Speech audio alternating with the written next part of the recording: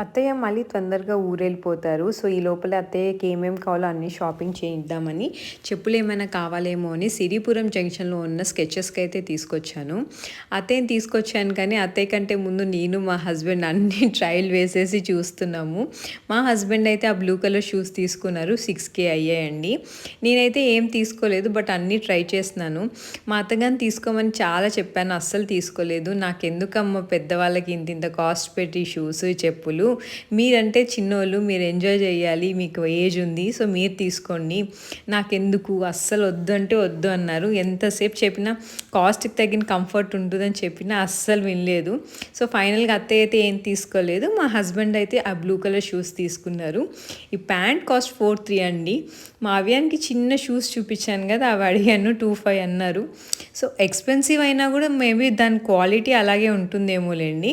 so మొత్తానికి అత్తయ్య అయితే ఏం తీసుకో